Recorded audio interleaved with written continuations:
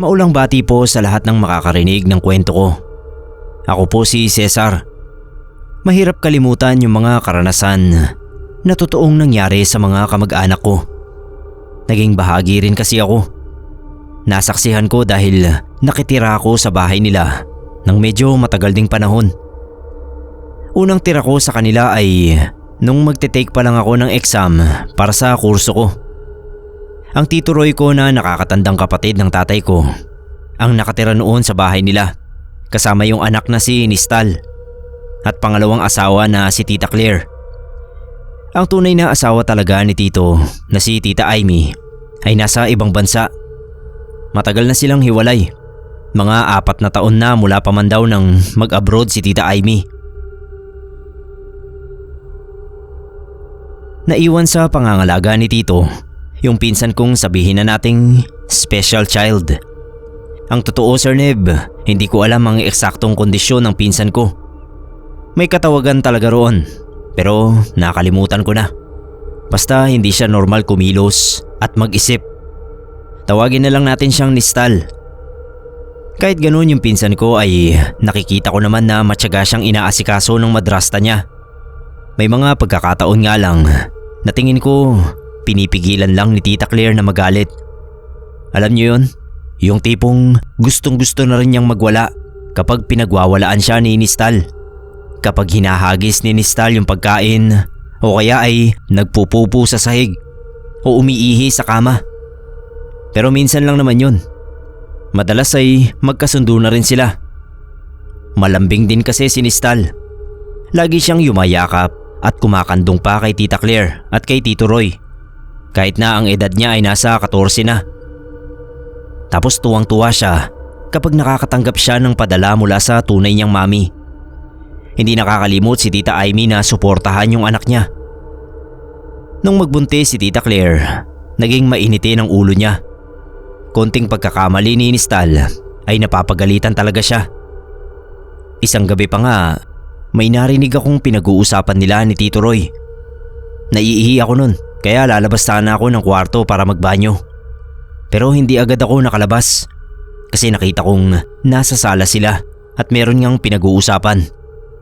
Nakinig muna ako. Oo na po Sir Neb, medyo may pagka-lalaking marites ako. Na-curious lang kasi ako dahil narinig ko na yung pinag-uusapan nila ay yung pinsan kong si Nistal. Siguro pinaglilihian siya ni Tita Claire. Ang sabi kasi ni Tita, ayaw daw muna niyang makita si Nistal dahil baka maging katulad ng baby niya. Nakikiusap siya kay Tito na baka pwedeng doon na muna si Nistal kina Lola Patring. Nanay nila Tito na syempre lola ko. Si Tito Roy naman ayaw niyang pumayag. Naaawa raw siya sa anak niya. Tsaka hindi raw yun maaasikasong mabuti doon nila Lola Patring. Dahil bukod sa matanda na ang nanay niya at marami na ring iniindang sakit, nagtitinda pa ng mga kakanin.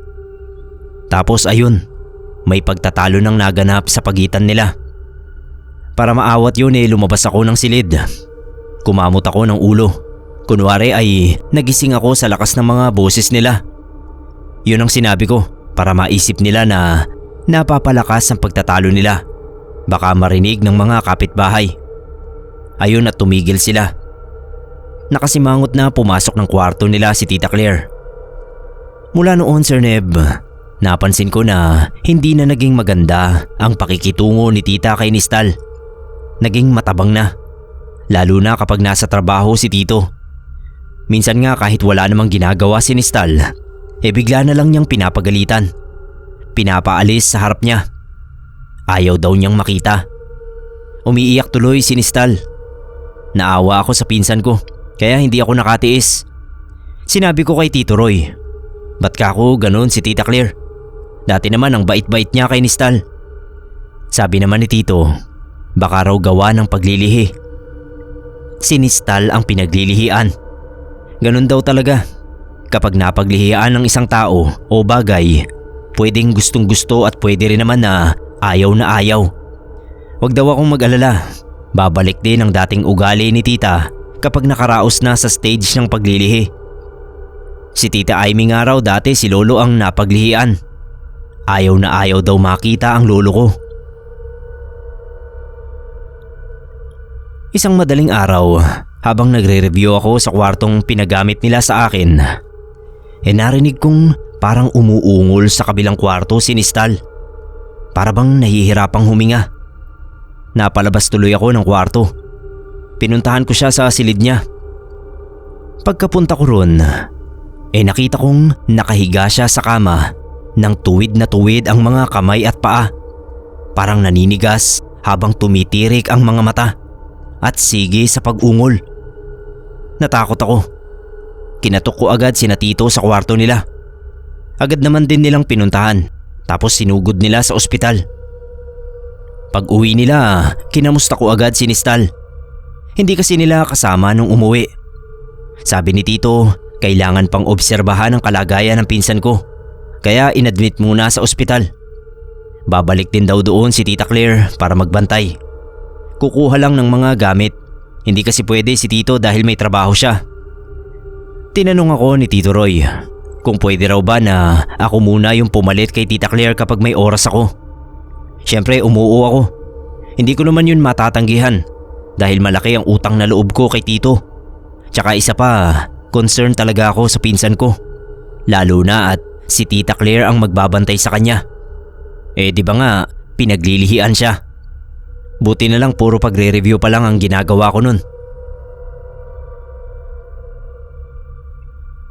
Ang nangyari nga noon ay halos ako na lang ang nagbabantay kay Nistal. Kaya doon na ako sa ospital nagre-review. Isang gabi antok na ako. Kaya sinara ko na yung reviewer ko nung mapatingin ako kay Nistal. Napansin ko na namamantal yung kamay niya. Inalis ko yung kumot sa katawan niya at nakita kong pati pala ang hita at binti niya may mga pantal din. Kanina lang wala siyang ganoon. Kaya dali-dali akong nagpunta doon sa nurse station. Sinabi ko yung nakita ko. Pinuntahan naman nila agad at chinek yung kalagayan ng pinsan ko. Nakakapagtaka na pagkatapos lumabas ng resulta ng mga ginawa nilang pagsusuri ay hindi nila nalaman ang dahilan ng pagkakaganoon ni Nistal. Yung matandang janitor doon sa ospital, naririnig niya ang pag-uusap ng doktor at ni Tito Roy. Pagtalikod ng doktor, kinalabit niya si Tito at sinabi na subukan daw naming ipaalbularyo. Ayon pa sa janitor, maraming kaso na siyang nasaksihan na dinala sa ospital na yon pero hindi nakita ang sakit. Kaya pala ay kinukulam o di kaya'y binabarang. Nung una ay nagdadalawang isip pa si Tito. Nung sabihin niya yon kay Tita Claire ay nakita kong parang natakot si Tita. Napaisip tuloy ako kung may kinalaman ba siya sa nangyayari kay Nistal kasi ayaw niyang ipaalbularyo. Pero kung totoo naman na nakukulam ang pinsan ko, siya lang ang may motibo para gawin yon. Lalo tuloy akong naawa kay Nistal. Dahil ang dati na niyang mahirap na kalagayan dahil hindi nga siya normal, ay mas lalo pang naging mahirap dahil sa nangyayari sa kanya. Sa akin nagpasama si Tito dahil ayaw ni Tita Claire na sumama sa albularyo. Baka raw kung anong masagap doon ng magiging baby nila. Kasama na nga rin namin noon si Nistal dahil nilabas na siya sa ospital. Wala nga kasing makitang sakit yung mga doktor. Pagdating namin sa bahay ng albularyo ay tinawas agad siya. Ang lumabas sa tawas ay babae na malapit sa kanya. Isang babae raw na may lihim na galit at gustong makaganti. Nagkatinginan kami ni Tito. Ang naisip agad namin ay si Tita Claire. Ewan ko lang si Tito kung ano ang nasa isip niya nung mga sandaling yon. Ayon pa sa albularyo ay hindi kulam kundi isang barang ang nangyayari kay Nistal. Kaya wag na raw kaming magulat kung isang araw ay makakita kami ng insekto sa kwarto o sa mismong katawan ni Nistal. Pero wag daw kaming mag-alala. Gagawan niya ng paraan na mapagaling ang pinsan ko. Habang pauwi kami noon ay kita ko sa mukha ni Tito yung pagkabalisa. Mukhang malalim ang iniisip niya. Si Nistal naman pilit pang nag-aya sa mall. Umiyak nang hindi pinagbigyan ni Tito Roy. Gusto na kasing makauwi ni Tito. Kinagabihan noon, narinig kong nagtatalo sina Tito Roy at Tita Claire sa loob ng kwarto nila. Parang pinagtatalunan nila ang tungkol kay Nistal. Siguro sinabi ni Tito yung tungkol sa lumabas sa tawas ng albularyo. Tapos narinig kong umiiyak si Tita at sabi pa niya hindi raw niya yun magagawa. Pero naiisip ko rin, parang hindi naman ganun kalaki yung galit niya kay Nistal para ipabarang niya. Pero kung hindi siya, sino naman kaya?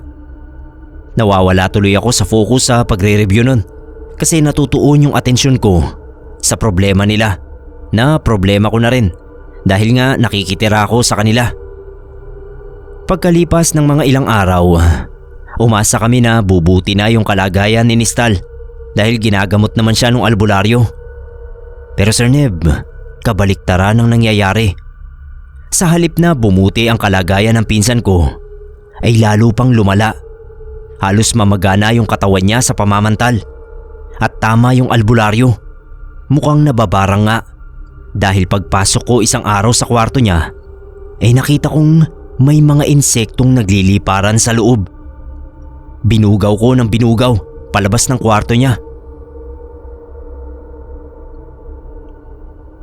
Nung makaabot kay Tita Amy ang nangyayari sa anak niya, agad siyang nagpaalam sa amo niya. Sa pagkakatanda ko ay nagkaproblema pa noon si Tita sa pag-uwi dahil ayaw siyang payagan ng amo niya. Domestic helper siya sa Hong Kong. Hindi ko ma-imagine yung sakit ng pangyayaring yon para kay Tita Amy dahil nakauwi nga siya pero hindi naman na niya inabutang buhay ang anak niya. Isang araw bago siya nakauwi ay namatay si Nistal. Nung inimbalsa mo ang pinsan ko, may nangyari doon na kinagulat ng lahat ng mga nakakaalam, lalo na yung mga embalsamador. Habang ine-embalsa mo raw kasi si Nistal, biglang may naglabas ang mga insekto mula sa iba't ibang butas ng katawan niya. Mga buhay na insekto. Sa takot daw ng dalawang embalsamador ay nagtakbuhan sila. Pero wala silang mapagpilian kundi balikan ang bangkay pagkaraan ng ilang minuto. Pagbalik naman nila ay okay na raw. Wala na roon yung mga insektong hindi nila mawari kung anong klase. Nag-usap-usap yon sa burol. Kahit nung nakaburol na si Nistal, nakakakita pa rin kami ng insektong nakadapo sa kabaong niya. Pag ganoon, tinataboy agad namin. Matapos mailibing ang pinsan ko, pinalayas ni Tita Amy si Tito Roy at Tita Claire sa bahay. Noon ko lang nalaman na yung bahay pala na yun ay pag-aari ni Tita at siya ang bumili. Sabi ng iba, may karapatan din daw si Tito dahil mag-asawa sila at kasal sila.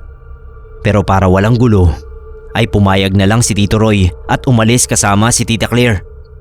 Siyempre kasama na ako sa aalis sana dahil yung kamag-anak ko talaga ay si Tito Roy. Pero pinigilan ako ni Tita Amy. Sabi niya wala naman daw akong kasalanan sa nangyari. Labas daw ako ron. Tsaka marami pa siyang gustong itanong sa akin tungkol sa mga nangyari kay Nistal noong wala siya. May isa pang hiningi sa aking pabor si Tita Amy.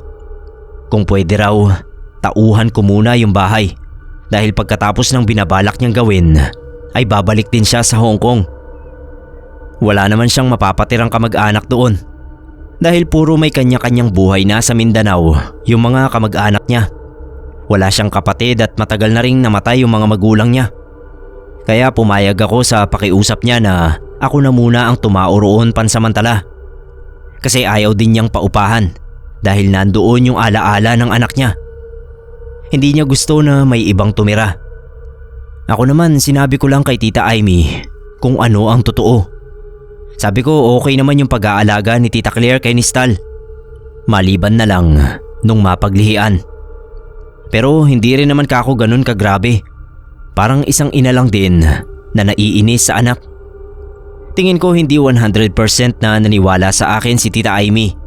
Sabi niya lumabas din daw ang tunay na kulay ng Claire na yon. Sabi na nga ba niya at hindi mapagkakatiwalaan.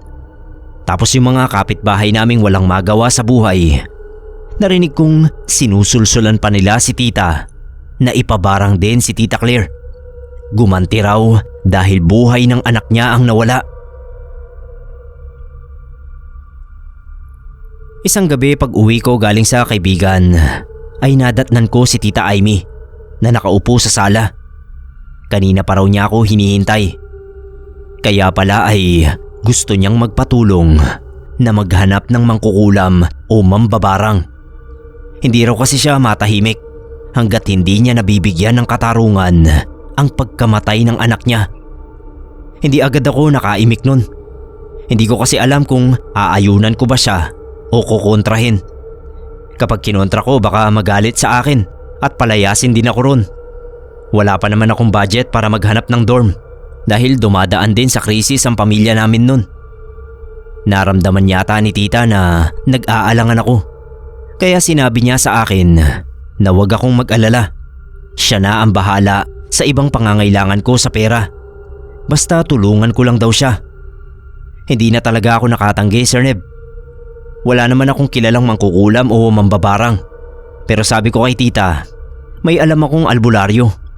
Yung pinuntahan din namin ni Tito Roy. Ayaw sana ni tita pero sinubukan din naming puntahan para doon siya magtanong kung may kilala ba ang albularyo na makatutulong sa binabalak niya. Sabi ng albularyo, may kakayahan din siyang mambarang. Natutuhan niya sa tiyahin niya sa probinsya dati. Malaki ang ibabayad ni tita kaya tinanggap ng albularyo yung pinapagawa niya. Si Tita Claire ang gusto niyang ipabarang. Hindi ako mapakali nun. Naiintindihan ko naman ang saloobin ni Tita Amy. Pero naaawa rin ako kay Tita Claire kasi baka mamaya ay hindi naman siya ang may kasalanan sa nangyari kay Nistal. Nakita ko kung paano siya umiyak nang mamatay ang pinsan ko. Sabi naman ng iba sa mga kapitbahay namin, iyak buwaya raw. Yung parang hindi naman totoo. Matapos isagawa ng albularyo ang pambabarang kay Tita Claire, gusto ni Tita Amy na makibalita ako kung ano na ang nangyayari kay Tita Claire. Kung tumatalab na ba ang barang. Ang ginawa ko, pinuntahan ko sina Tito Roy doon sa bahay nilang bago. Inuupahan lang nila. Sabi ko napadaan lang ako kasi may pinuntahan akong malapit doon. Mukhang okay naman sila. Malaki na yung tiyan ni Tita Claire. Pinapasok pa nga nila ako at pinagmerienda. Kinamusta rin nila si Tita Amy. Sabi ko okay naman. May inaasikaso lang pero babalik na rin ang Hong Kong pagkatapos. Hindi ko masabi na inaasikaso niyang magantihan si Tita Claire. Tingin ko wala namang nangyayaring kakaiba kay Tita Claire. Maaliwalas yung mukha niya at hindi na siya masungit tulad nung naglilihi siya. Baka tapos na siyang maglihi kaya bumalik na siya sa dati. Pero Sir Neb, naisip ko rin na baka kaya masaya na siya kasi wala na si Nistal. Kung ano-ano na tuloy ang naiisip ko nun dahil sa nangyari. Bago ako umalis, napansin ko yung pulang kwintas ni Tita Claire. Pula talaga yung chain na parang sinulid lang. Tapos yung pendant maliit na bilog. Sabi ko anong klaseng kwintas ba yun? Tsaka diba sabi ng matatanda, bawal magsuot ng kwintas ang mga buntis dahil pupulupot daw sa leeg ng baby o magkakandabuhol ang pusod. Ewan, basta may pamahiin na gano'n ang matatanda. Siguro alam na ng mga babae yun. Sabi niya bigay daw yun ng lola niya. Proteksyon laban sa masasamang elemento. Dahil yung mga buntis daw ay lapitin ng mga nilalang ng dilim. Napatangu-tangu na lang ako. Binalikan namin ni Tita Amy yung albularyo at kinwestiyon siya ni Tita kung bakit wala pang nangyayari sa pambabarang niya. Sabi ng albularyo, mukhang may proteksyon si Tita Claire. Imposible raw kasi na hindi tumalab ang barang niya. Naalala ko yung kwintas ni Tita Claire na parang sinulid na pula. Baka yun ang dahilan kaya hindi tumalab sa kanya yung barang. O baka dahil wala naman talaga siyang kasalanan. Pero bakit sinistal na barang? Anong kasalanan niya? Hindi ko na lang sinabi kay Tita Amy yung mga nasa isip ko. Umuwi kami na hindi maganda ang mood niya. Akala ko susuko na si Tita Amy at hahayaan na lang yung mga nangyari. Pero kinabukasan, nagpasama siya sa akin sa kalapit naming probinsya. May nabalitaan daw siyang magaling na mambabarang doon. Sinubukan ko siyang pigilan kasi baka kung saan siya dalhin ang paghihiganti niya. Pero tumuloy pa rin kami. Nabigo akong pigilan siya. Pinuntahan namin yung mambabarang. Medyo liblib na yung lugar. Nag-iisa lang yung kubo niyang nakatirik sa dulo ng malawak na bukid. Tinignan muna ng mambabarang na matandang babae yung picture ng babarangin niya. Pinakiramdaman yon. Tapos napailing siya. Bago raw niya gawin, gusto muna niyang masiguro na may kasalanan nga ang babarangin niya. Hindi raw kasi siya nang babarang ng taong walang kasalanan sa nagpapabarang o sa pinaparatang sa kanya. Pumayag naman si Tita Amy. Hiningi rin ng matanda yung picture ni Nistal. Pinagtabi niya yon. Tapos nagsindi siya ng kandila at tinirik sa pagitan ng dalawang larawan. Pumikit siya at bumigkas ng orasyon. Maya-maya ay kinuha niya yung mga patak ng kandila sa sahig. Inangat at tinignan sa liwanag. Napailing na naman siya. Sabi niya, mali ang tao na gustong ipabarang ni Tita. Nagulat si Tita. Nagkatinginan kami.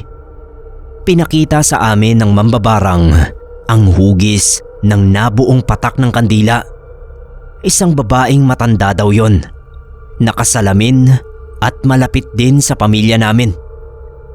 Kami lang daw ang makakapagsabi kung sino yon.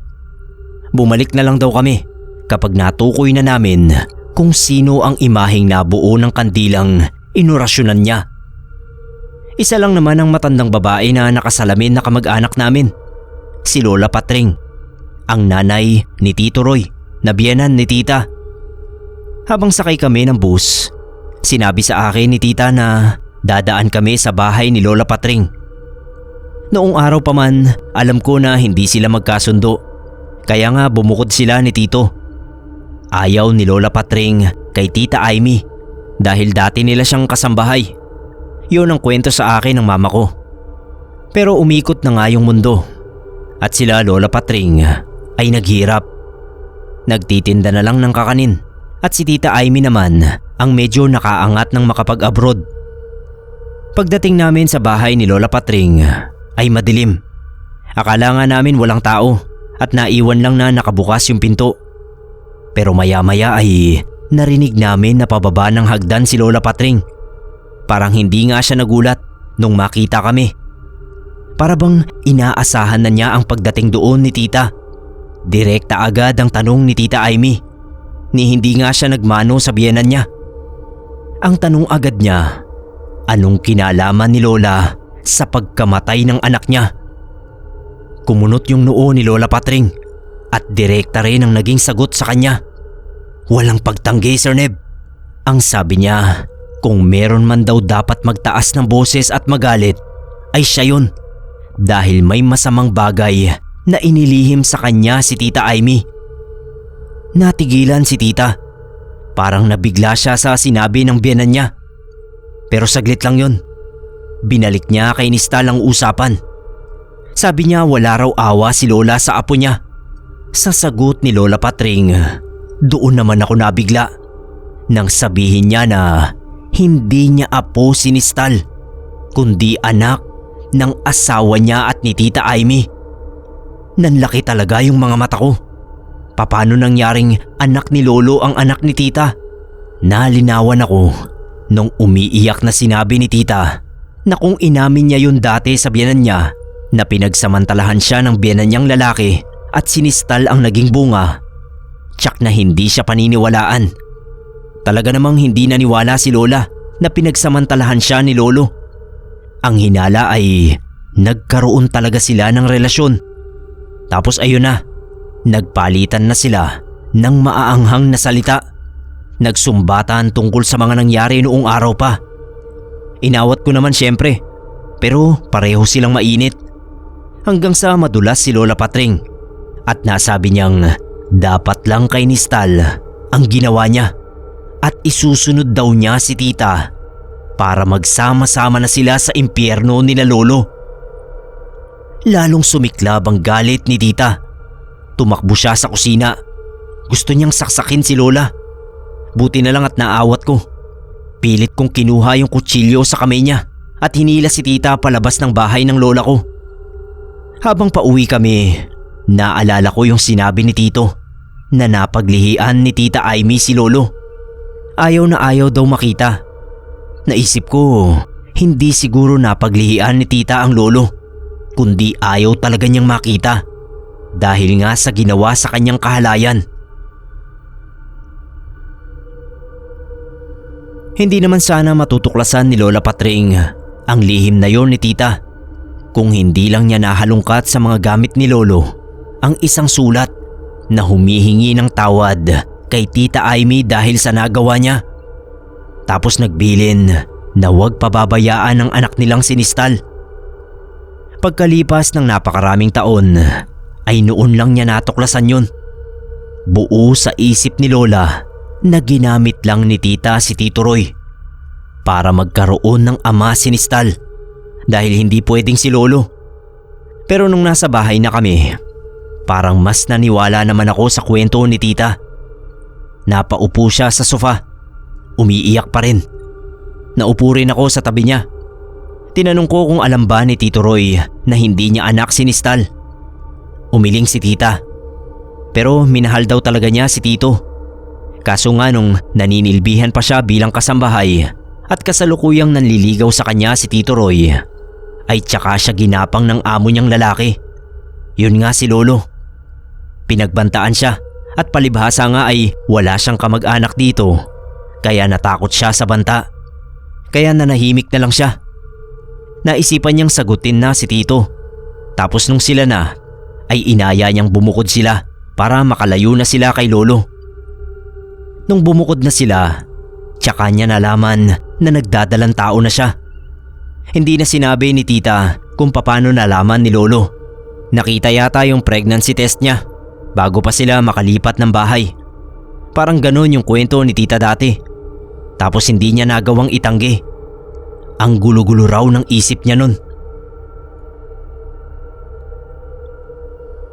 Natanong ko rin si tita kung mambabarang ba talaga si Lola Patring. Sabi ni tita hindi niya alam. Pero malinaw naman ang narinig namin na sinabi ni lola na bagay lang daw ang ginawa niya at gusto pa ngang isunod si tita.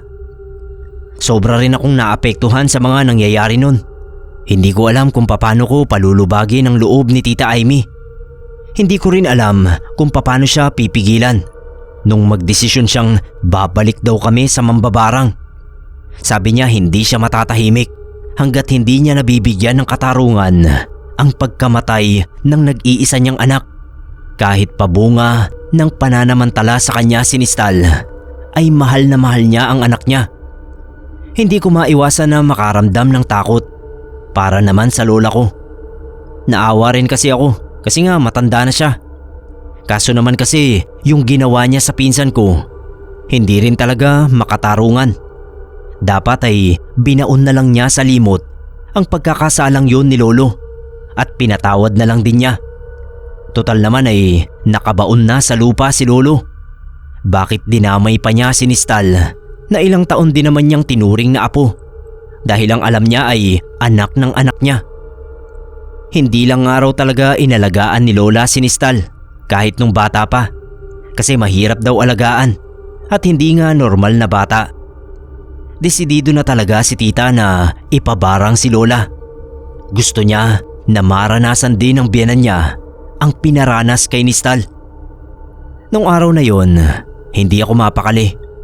Parang gusto kong tawagan si tito para ipaalam sa kanya ang mga nangyayari. Baka siya yung makapigil kay tita na ipabarang si lola. Kaso baka naman iba ang mangyari. Baka mas mapalala ko pa ang sitwasyon kapag nalaman ni Tito Roy ang lihim ni tita at ng tatay niya. Pakiramdam ko noon, Sir Neb, ay ipit na ipit ako sa sitwasyon. Nagbibihis na noon si tita. Inaantay ko na lang siya sa sala para umalis na kami nung biglang dumating si Tito Roy. Pinatuloy ko. Nagulat ako sa bitbit na balita ni Tito. Si Lola Patring daw inatake sa puso. Palabas na si tita noon sa kwarto. Nung marinig niya ay natigilan siya.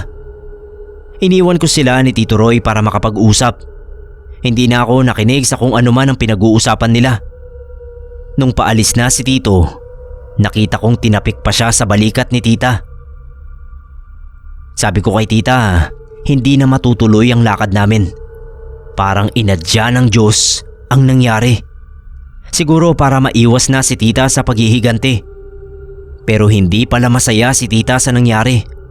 Sabi niya, hindi raw dapat namatay agad si Lola. Dapat daw ay naghirap muna, katulad ng paghihirap na binigay sa anak niya. Pero wala siyang magagawa. Kinuha na ng Panginoon ang lola ko. Kahit ganoon ang nangyari, Sir Neb, ay nagpunta pa rin si tita sa burol at libing ni Lola Patring. Dahil ayaw niyang magtaka si Tito. Hindi pa rin pala niya sinabi kay Tito ang tungkol sa lihim niya. Pero hindi ko siya masisi. Sabi niya, wala na ang mga taong involved doon. Kaya gusto na rin niyang ibaon sa limot ang lihim na yon. Kahit wala na si Nistal, ay gusto pa rin niyang kilalanin ni Tito ang anak nila bilang tunay nilang anak. Ayaw niyang ipagkait sa anak niya yon. Kahit kasi may bago ng pamilya si Tito, ay alam niyang mahal din ni Tito si Nistal. Makalipas ang ilang buwan, ay nakabalik na si Tita Amy sa Hong Kong. Ilang buwan pa akong nagstay sa bahay niya. Pero nung matapos na yung exam ko, ay umalis na rin ako. Bumalik ako sa amin. Natatakot din kasi ako. May mga pagkakataon na nagpaparamdam sa akin yung pinsan ko. Wala naman akong third eye. Hindi ko nakikita yung multo niya. Pero paminsan-minsan ay naririnig ko yung boses niya. O kaya nararamdaman ko yung presensya niya na parang nasa tabi ko lang. O kaya nasa likod ko. Hindi ko na nakayanan yung takot, kaya umalis na lang ako. Sa ngayon po, Sir Neb, sa pagkakaalam ko, may kamag-anak na si tita na nakatira doon. Sana lang ay natahimik na ang kaluluwa ng pinsan kong si Nistal.